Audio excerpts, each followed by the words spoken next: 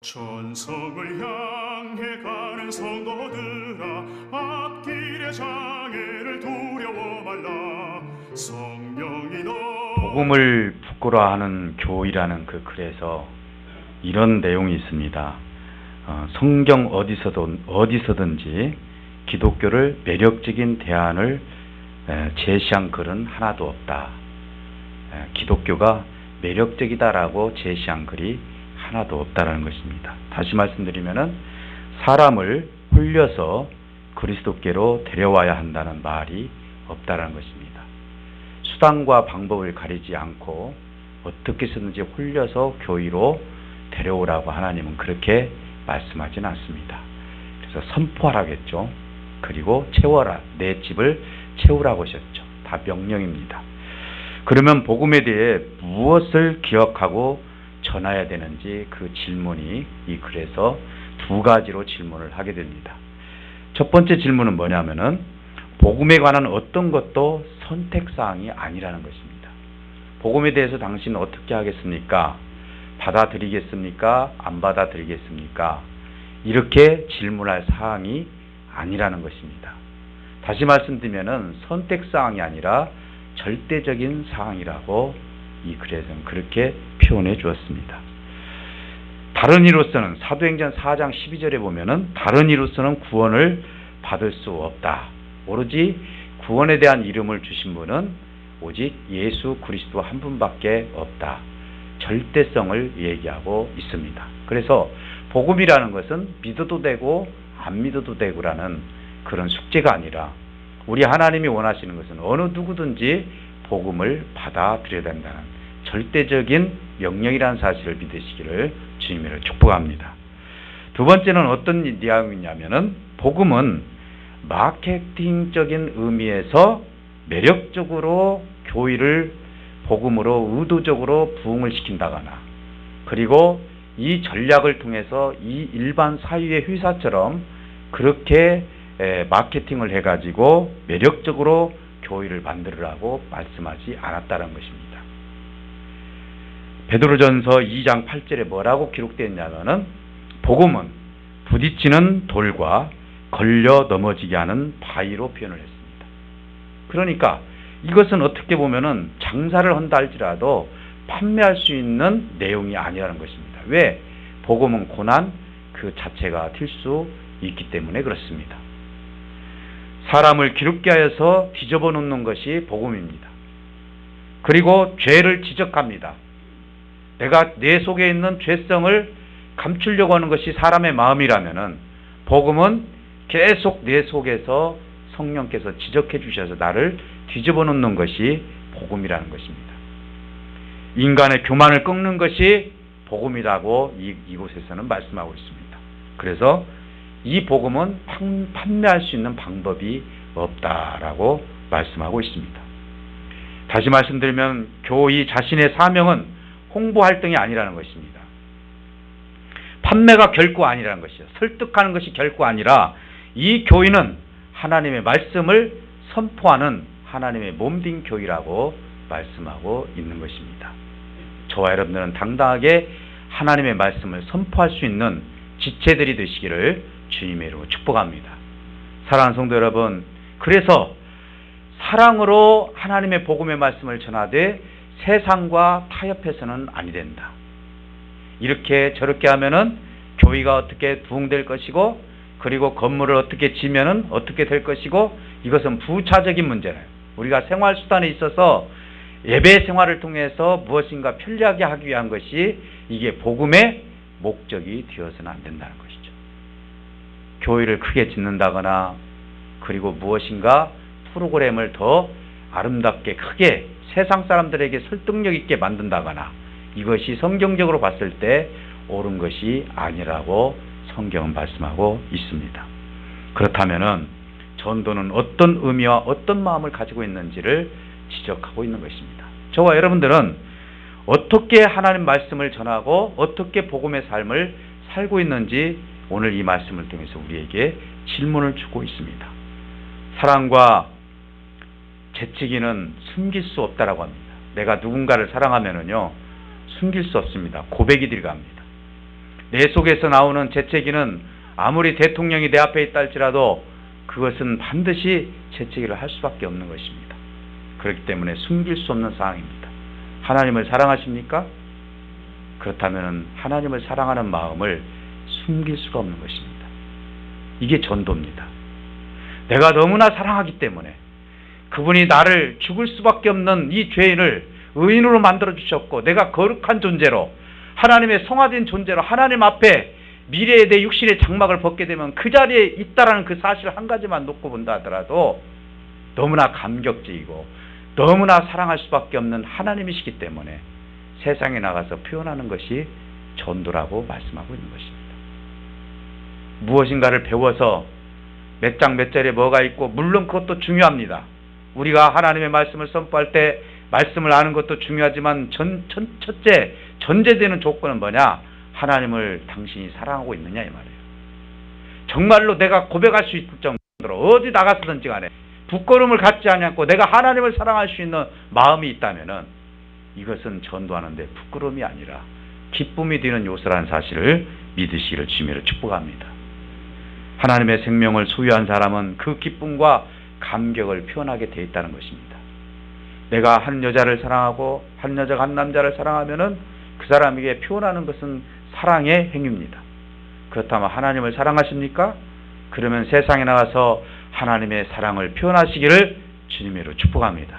이것이 전도라는 것입니다.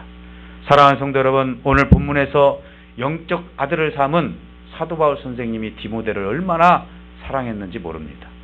사실은 사도 바울 선생님은 결혼을 하지 않았습니다. 그래서 그에게는 육적인 아들이 없습니다. 그런데 디모데라는 아들을 영적인 아들로 삼았습니다. 너는 내 아들이다. 그래서 오늘 이 말씀의 내용이 뭐냐면은 사도 바울 선생님이 디모데에게 편지한 내용이 오늘 읽은 내용입니다. 오늘 무엇보다도 고난이 오기 시작을 했고 어찌 보면 디모데에게는 육신이 약했고 어린 나이였기 때문에 그에게는 복음을 전하는 데 있어서 걸림돌들이 많이 있었습니다. 그래서 어찌 보면은 디모데 마음속에 사도 바울 선생님이 감옥에 갇혀 있는 것 자체도 부끄러운 마음을 가지고 있었다고도 볼 수 있습니다. 왜 복음을 전하면은 감옥에 들어가냐? 전도하다가 왜 감옥에 들어가냐 하면서 이것이 부끄러움 대상이 될 수도 있다는 것입니다. 그러나 사도 바울 선생님은 디모데에게 두 가지를 부탁을 합니다. 7절과 8절에서 뭐라고 말씀하시냐면은 너에게 능력과 사랑과 절제하는 마음을 하나님이 주셨다는 것입니다. 그러니 이것이 불릴 듯이 네가 좀 일어나기를 원한다. 왜 네가 두려워하고 왜 부끄러워하느냐? 복음 앞에서 두려워하고 부끄러워할 이유가 하나도 없다는 것입니다. 그러니 여기에서 네가 절제하는 마음을 가지고 네 자신을 통해서 하나님의 복음을 건전한 마음을 가지고 이 일들을 시행을 했으면 좋겠다. 능력을 나타내기를 원한다. 사랑을 나타내기를 원한다. 절제하는 마음을 통해서 네가 능력을 소유하고 사랑을 소유하기를 원한다라고 사도 바울 선생님은 7절에서 그렇게 말씀하고 있습니다. 8절에서는 무엇보다도 주를 증언하는 것과 주를 위해 갇힌 마음, 어찌 보면 네가 주를 증언하고 주를 위해 갇힌 나를 위해서 부끄러워하지 않았으면 좋겠다. 전도하다가 갇힌 바울 그리고 고난받는 전도자가 네가 봤을 때는 그게 부끄러운 일인지 모르지만은 하나님 보셨을 때는 영광의 일이라고 주님께서 사도 바울 선생님을 통해서 말씀하고 있는 것입니다. 사랑하는 성도 여러분, 다시 말씀드리면 그리스도를 부끄러워하지 않는다는 것은 주를 위해 받는 고난도 고난 중에 있는 전도자도 당연히 받아들일 마음이 있어야 된다는 것입니다. 사랑하는 성도 여러분, 저와 여러분들은 복음을 부끄러워할 이유가 없습니다. 오늘 말씀에서도 왜 복음에 대해서 부끄러워할 필요가 없는지 성경은 정확하게 우리에게 말씀하고 있기 때문에 그렇습니다. 그러면 복음의 유력이 무엇인지에 대해서 우리 사도 바울 선생님 통해서 주신 말씀이 있습니다. 그것은 뭐냐? 하나님 은혜 안에서 죄 가운데 거하는 인간을 하나님 위에는 구원할 자가 없기 때문에 이것이 세상 사람들에게 숨겨져 있지만은 네가 고난 가운데 복음을 전하게 되면은 이 죄인이 의인이 될 수 있다는 사실인 것입니다. 이게 복음의 능력이라고 말씀하고 있는 것입니다. 뿐만 아니라 사망을 패하고 생명과 썩지 않는 것으로 드러나게 하는 것이 바로 복음이기 때문에 이 일은 당당한 일이고 하나님께서 세상을 사랑하는 마음을 가지고 이 인류에게 주신 선물이기 때문에 이 일을 전하는 것은 부끄러운 일이 아니라 영광스러운 일이라고 주님은 사도 바울 선생을 통해서 디모데에게 전달했고, 이 내용이 저와 여러분들에게 적용이 된다는 사실을 믿으시기를 주님으로 축복합니다. 옛날에는 어땠습니까? 성경책도 가방에 숨기고 옷 속에 숨기고 다닌 적이 있었잖아요. 교의쟁이라고 예수쟁이라고 손가락질했을 때 부끄러워하지 않았습니까? 그러나 저와 여러분들 지금 이 현 시대에서 살아가면서 예수 그리스도를 믿는 것에 대해서 부끄러워하십니까? 아마 저와 여러분들은 그러지 않을 줄 믿습니다. 이 일을 위해서 사도 바울은 디모데에게 뭐라고 말씀하십니까? 너를 선포자로 세웠다, 사도로 세웠다, 교사로 세웠다. 그러니 이 일에 대해서 부끄러워하지 아니하고 정말 불릴듯이 이 마음이 일어나서 복음을 전하는 자가 되기를 원한다라고 말씀하고 있습니다. 그러니 복음 때문에 성도가 받는 고난은 두려워하는 것이 아니라, 부끄러워하는 것이 아니라 결국은 하나님 나라의 소망을 이루는 매개체가 될 수 있다는 사실을 믿으시기를 주님으로 축복합니다. 지난 주일날도 환난 가운데 즐거워할 수 있는 이유가 뭐라겠죠? 앞으로 내가 거룩한 자리에, 성화된 자리에, 하나님과 저와 여러분들이 함께 있는 자리에 갈 수 있기 때문에 나에게 환난이 있달지라도 즐거워할 수 있는 이유라고 말씀해 주셨습니다. 복음을 전하는 것도 마찬가지입니다.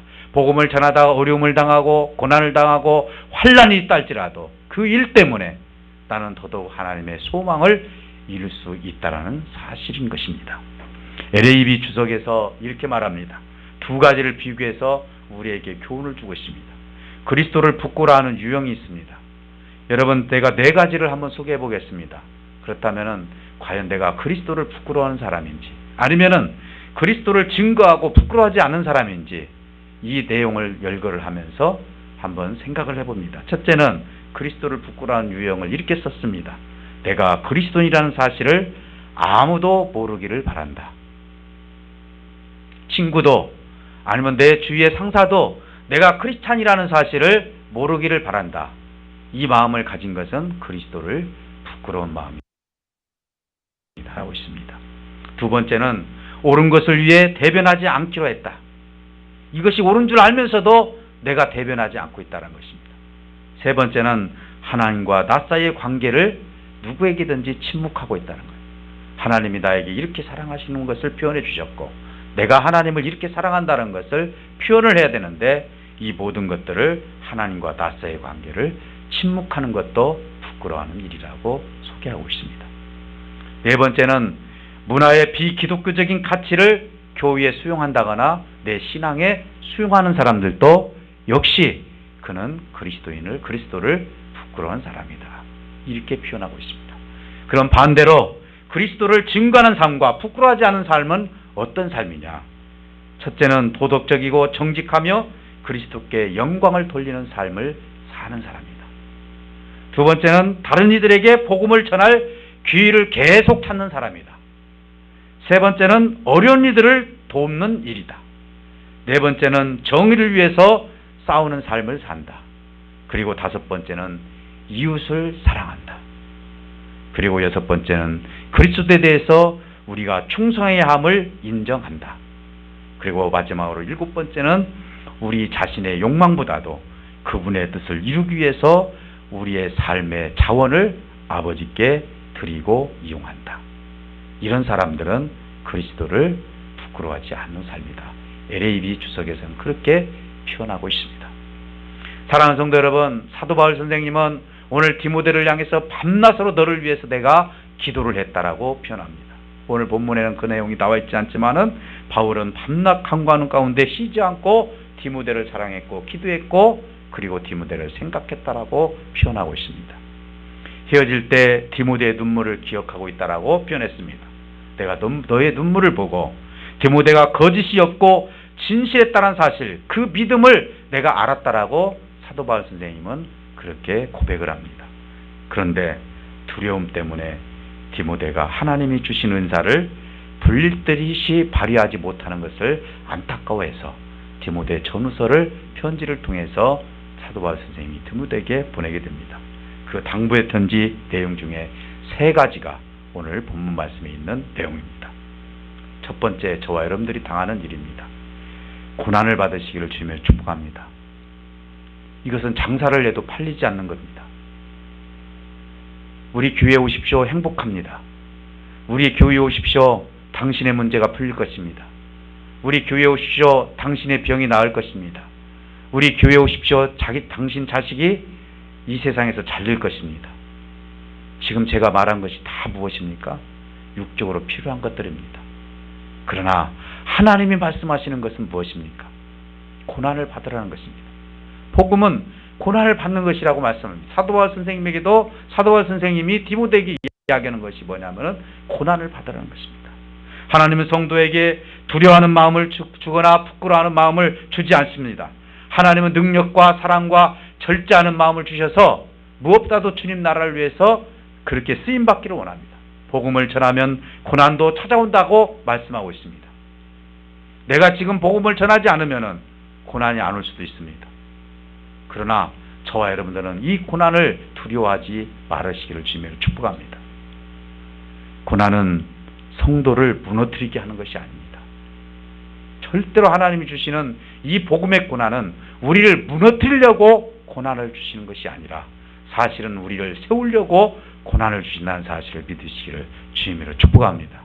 사랑하는 성도 여러분, 오히려 성도는 더 강해지고 소망을 갖게 되고 그래서 고난 가운데 이기는 삶을 하나님께서 주신다라고 말씀하고 있기 때문에 그렇습니다.